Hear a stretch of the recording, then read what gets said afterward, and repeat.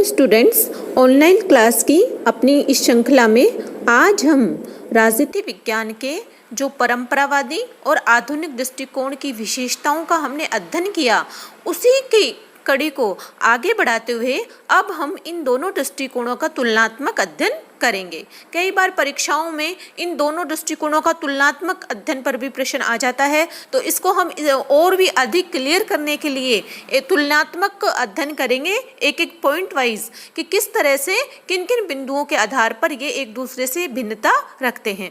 हालांकि परंपरागत राजनीति शास्त्र और आधुनिक राजनीति शास्त्र में एक स्पष्ट रूप से कोई विभाजक रेखा तो नहीं खींची जा सकती, किंतु कुछ तथ्यों के आधार पर कुछ फैक्ट ऐसे हैं जिनके आधार पर इन दोनों में स्पष्ट भिन्नता हमें देखने को मिलती है, जिनका हम इस प्रकार से उल्लेख कर सकते हैं। पहला है राजनीति विज्ञान की परिभाषा के संदर्भ में अंतर, यानी परंपरागत दृष्टिकोण और आधुनिक दृष्टिकोण में सबसे पहला अंतर राजनीति विज्ञान की परिभाषा के संदर्भ में ही हमें देखने को मिलता है। आपको याद होगा, मैंने अपने पिछले जो वीडियो था उसमें राजनीति विज्ञान का जो परंपरागत दृष्टिकोण की परिभाषा देते हुए बताया गया कि राजनीति विज्ञान राज्य का अध्ययन, सरकार का अध्ययन और राज्य और सरकार दोनों का अध्ययन है। लेकिन आधुनिक दृष्टिकोण जो है वो अपने आप को और व्यापक करते हुए इस बात में भी रुचि रखता है कि राजनीति विज्ञान की विषय वस्तु राज्य ही नहीं अपितु मनुष्य का राजनीतिक व्यवहार है। वे राजनीति विज्ञान को शक्ति और सत्ता का विज्ञान मानते हैं और यह शक्ति प्राप्त करने, उसे बनाए रखने और उसका प्रयोग करने, उससे दूसरों को प्रभावित करने अथवा दूसरों के प्रभाव को रोकने के संघर्षों पर भी ध्यान केंद्रित करता है। आ गया समझ में? ठीक है ना। तो इस तरह से पहला जो अंतर हुआ वो परिभाषा के आधार पर ही हो जाता है। दूसरा हम देखते हैं विषय क्षेत्र के संदर्भ में अध्ययन। विषय क्षेत्र यानी परंपरागत तथा आधुनिक क्षेत्र में विषय के संदर्भ में काफ़ी अंतर है। परंपरावादी राजनीति विज्ञान में राज्य का सर्वकालिक अर्थात राज्य के भूत, भविष्य और वर्तमान का अध्ययन किया जाता है। इसके साथ ही सरकार का गठन, शासन के स्वभाव, शासन के अंग, शासन के स्वरूप और कार्यों का भी अध्ययन किया जाता है। इस प्रकार परंपरावादी जो है वो संस्थागत अध्ययन करते हैं। दूसरी ओर आधुनिक जो दृष्टिकोण के जो प्रणेता हैं, आधुनिक व्यवहारवादी जो दृष्टिकोण है वो राजनीतिक वैज्ञानिक संस्थाओं का ही नहीं अपितु प्रक्रियाओं का भी अध्ययन करते हैं। आधुनिक जो व्यवहारवादी विचारक इस बात का अध्ययन करना भी अधिक पसंद करते हैं कि विधि को कौन बनाता है, विधि निर्माण का निर्णय कौन लेता है और विधि निर्माण की वास्तविक प्रक्रिया क्या है। तो इस प्रकार जहाँ परंपरावादी दृष्टिकोण शासन के अंगों तक, राज्य के भूत, भविष्य, वर्तमान तक सीमित था, एक संस्थागत अध्ययन था, वहीं जो आधुनिक दृष्टिकोण है वो विविध प्रक्रियाओं के माध्यम से राजनीतिक संस्थाओं की प्रक्रियाओं के बारे में भी हमें अधिक जानकारी देने का प्रयास किया है और उसको अधिक गहराई से समझने का प्रयास करता है।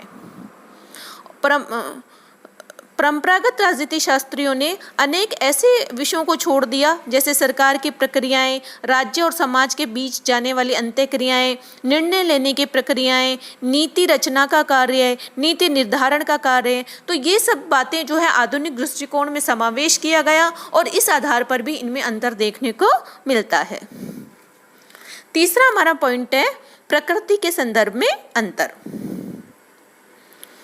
परंपरावादी राजनीतिक विचारकों में अनेक ऐसे विचारक हैं जो राजनीति विज्ञान को विज्ञान की श्रेणी में नहीं रखते हैं। बकल का तो यहाँ तक कहना था कि ज्ञान की अवस्था में राजनीति विज्ञान को विज्ञान मानना तो दूर, वह तो कलाओं में भी सबसे पिछड़ी कला है। ऐसे विद्वान जो परंपरावादी राजनीति विज्ञान को विज्ञान के रूप में स्वीकार करते हैं वे उसे केवल शिष्टावशी विज्ञान मानते हैं।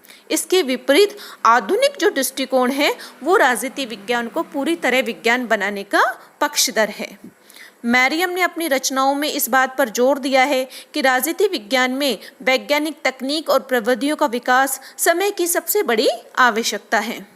इसी क्रम में कैटलिन, हैरल्ड लासवेल तथा कार्ल डी एच जैसे विद्वानों वर्षों से यह प्रयत्न कर रहे हैं कि राजनीति शास्त्र मूलतः एक विज्ञान है और इसका संबंध राजनीतिक समस्याओं के वैज्ञानिक दृष्टिकोण और उनके विश्लेषण से है।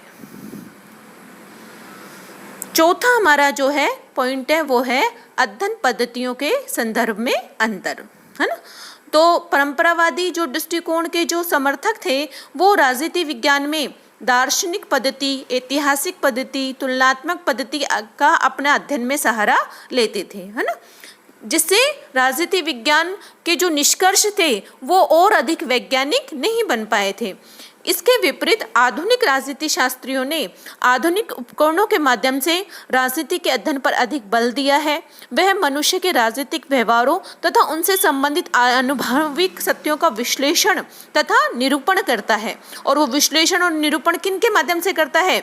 गणितीय पद्धति, सांख्यिकी पद्धति, ग्राफ पद्धति और विश्लेषण की सूक्ष्म इकाइयों का अध्ययन करके फिर उनके निष्कर्षों को व्यापक स्तर पर प्रयोग करके, जिससे कि उनके जो निष्कर्ष हैं वो पूरे समाज पे लागू किए जा सके। तो इस प्रकार उसमें व्यवहारवादी अध्ययन किया गया और नई तकनीकों, नए तथ्यों, नए संप्रत्यों, नई भाषाओं का प्रयोग करके आंकड़ों का विश्लेषण किया गया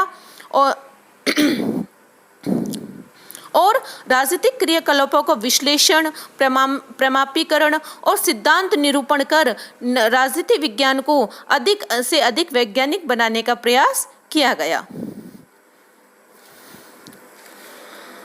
पांचवा है मूल्यों के संदर्भ में अंतर। परंपरावादी राजनीतिक विचारक मूल्यों में आस्था रखते हैं, वे आदर्श में तथा नैतिकता में विश्वास करते हैं। दूसरी ओर व्यवहारवादी या आधुनिक दृष्टिकोण के जो समर्थक हैं वो मूल्य निरपेक्षता का दावा करते हैं। क्यों दावा करते हैं? क्योंकि उनका मानना है कि अध्ययन में व्यक्तिगत मूल्यों का समावेश यदि हो जाएगा तो वह अध्ययन वैज्ञानिक अध्ययन नहीं रह पाएगा।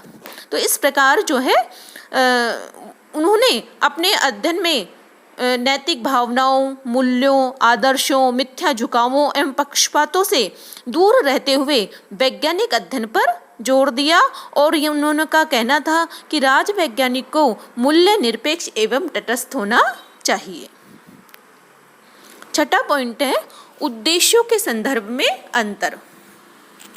परंपरावादी जो राजनीतिक विज्ञान का दृष्टिकोण है उसका उद्देश्य क्या था कि राजनीति विज्ञान का जो मुख्य उद्देश्य है वो है श्रेष्ठ जीवन की प्राप्ति के लिए प्रयत्न करना, है ना, तथा व्यक्ति का श्रेष्ठ जीवन की मार्ग की बाधाओं को दूर करना और उसमें कल्याण का मार्ग प्रशस्त करना। इसके विपरीत व्यवहारवादी यह मानते हैं कि राजनीति विज्ञान का उद्देश्य अधिक से अधिक ज्ञान प्राप्त करना है। वे प्रविधियों पर अधिक जोर देते थे, उसके सार वस्तु की उपेक्षा करते थे, जिसके लिए इन उपकरणों का प्रयोग में लाया जाता था। और आगे चलकर उत्तर व्यवहारवादियों ने आधुनिक राजनीति विज्ञान के उद्देश्य के बारे में दृष्टिकोण में परिवर्तन किया। वो परिवर्तन कैसे किया कि प्रविधि से पूर्व सार विषय, यानी हमें तकनीक के पीछे ना भागकर सार विषय वस्तु की तरफ भी ध्यान देना चाहिए।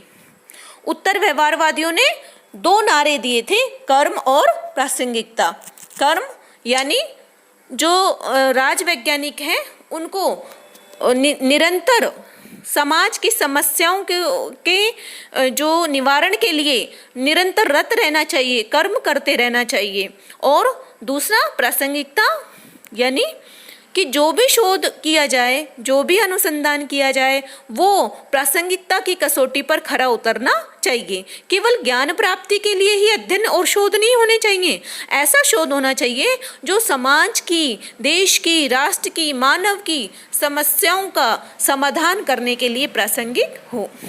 तो इस प्रकार आधुनिक जो परंपरागत दृष्टिकोण की जो और आधुनिक दृष्टिकोण में हमने इन बिंदुओं के आधार पर अंतर देखा और आधुनिक दृष्टिकोण की जो कमियां थी थोड़ी बहुत उसको उत्तर व्यवहारवादियों ने संशोधित कर राजनीति विज्ञान को अधिक वैज्ञानिक और अधिक प्रासंगिक बनाने का कार्य किया था। तो इन बिंदुओं के आधार पर हम परंपरागत दृष्टिकोण और आधुनिक दृष्टिकोण के अंतर को हम अच्छे से समझ सकते हैं।